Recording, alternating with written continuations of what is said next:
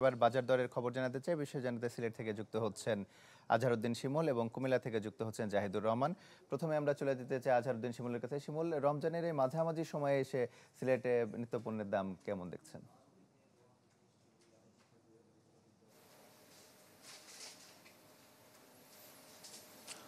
তমাল, রমজানের শুরুতেই তেলের যে দাম ছিল তা বাড়তে ছিল এবং তেলের যে সংকট সারা দেশ জুড়ে, সিলেটে এই সংকট বিদ্যমান রয়েছে। সিলেটে কিন্তু তেলের সংকট এখনো কাটেনি। আমরা রমজানের শুরুতে যে দাম দেখেছিলাম তেলের, অর্থাৎ সরকার নির্ধারিত যে মূল্য রয়েছে সেই দাম থেকে কিন্তু বেশি দামে আসলে যারা বিক্রেতারা রয়েছেন তারা বিক্রি করছেন। আমরা আসলে যে সুপার মলে এখন আসছি, এখানে কিন্তু 1 লিটার তেলের যে ভোজ্য তেল রয়েছে সেটা এখানে নাই বলতে গেলে, এবং 5 লিটারের যে বোতলগুলো রয়েছে সেগুলো আসলে সংখ্যায় খুবই কম। এবং বিক্রেতারা আসলে জানিয়েছেন তারা যেসব পাইকারি বাজার থেকে আসলে তেল কিনে নিয়ে আসেন ভোক্তা পর্যায়ে বিক্রির জন্য, সেখান থেকে আসলে তারা বেশি দামে কিনে নিয়ে আসেন এবং ভোক্তা পর্যায়ে তারা আসলে বেশি দামে বিক্রি করতে বাধ্য হচ্ছেন। এবং অনেক জায়গায় বিক্রেতারা আমাদের বলেছেন তারা যেখান থেকে আসলে তেল কিনে নিয়ে আসেন সেখান থেকে আসলে তাদেরকে বিভিন্ন শর্তে জুড়ে দেওয়া হচ্ছে যে তেলের সাথে অন্যান্য যে পণ্যগুলো রয়েছে সেগুলো কিনতে হবে। সে কারণে বিক্রেতারা বাধ্য হয়ে কিন্তু ক্রেতাদের কাছেও বাড়তি দামে বিক্রি করছেন।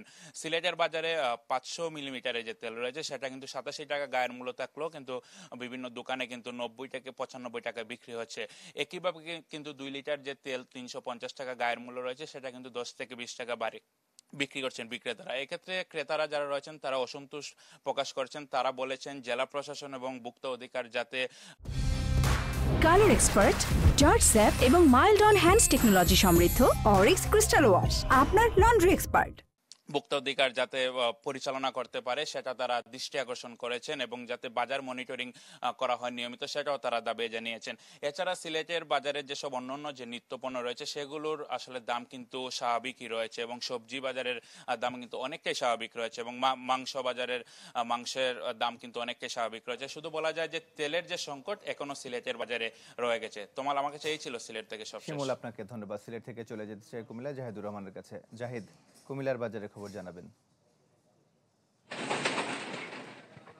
তমাল, রমজানের শুরুর দিকে কিন্তু কুমিল্লার বাজার বেশ চড়া ছিল, কিন্তু এই মুহূর্তে এসে কুমিল্লার বাজার অনেকটাই স্থিতিশীল এবং নিত্য প্রয়োজনীয় যে দ্রব্য রয়েছে সেটা কিন্তু আমরা দেখেছি যে এখানকার কিছু কিছু পণ্যের দাম বেড়েছে এবং কিছু কিছু পণ্যের দাম কমেছে। আমরা যদি আপনার বলি যে নিত্য দ্রব্যের মধ্যে আলু সেটা কিন্তু কেজিতে 5 টাকা বেড়েছে এবং লেবু কিন্তু শুরু থেকে 60 টাকা হালি ছিল, সেটা কিন্তু বর্তমানে 80 টাকা হয়ে গেছে। এবং অন্যান্য যে পণ্যগুলো রয়েছে সেগুলো কিন্তু বলা যায় যে ক্রয় ক্ষমতার মধ্যে রয়েছে। বিশেষ করে টমেটো 20 টাকা কেজিতে বিক্রি করা হচ্ছে, যেটা আসলে কিছুদিন আগেও 15 টাকা বিক্রি হয়েছিল, গত কয়েকদিন আগেও কিছুটা দাম বেড়েছে। এবং অন্যান্য পণ্যের মধ্যে আমরা যদি সয়াবিনের কথা বলি সেই জায়গাটায় আমরা দেখেছি যে আপনার শুরুর দিকে বেশ সংকট ছিল বাজারগুলোতে এবং সিলেটের মতো কুমিল্লাও কিন্তু আসলে যারা দোকানদার খুচরা বিক্রেতা তাদেরকে অনেকটা বাধ্য করা হতো যে আসলে সয়াবিন ভোজ্য তেল সয়াবিনের সাথে অন্যান্য পণ্য তাদেরকে ক্রয় করতে হবে, এরকম একটা বাধ্যবাধকতা ছিল এবং যে কারণে মার্কেটেও কিন্তু বেশ সংকট দেখা দিয়েছিল। তো আমরা সেই জায়গাটা বিক্রেতার সাথে কথা বলেছিলাম। বর্তমানে কিন্তু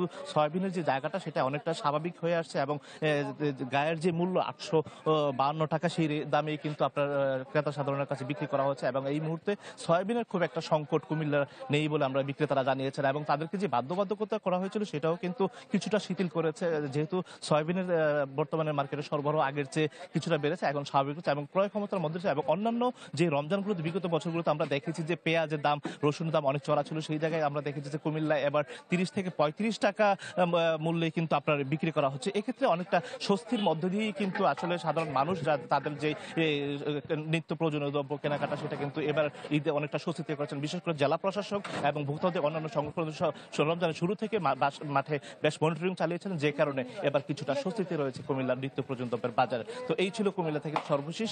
তমাল। জাহিদ, আপনাকে ধন্যবাদ। বাজার দরের খবর জানাচ্ছিলেন সিলেট এবং কুমিল্লা থেকে সহকর্মী।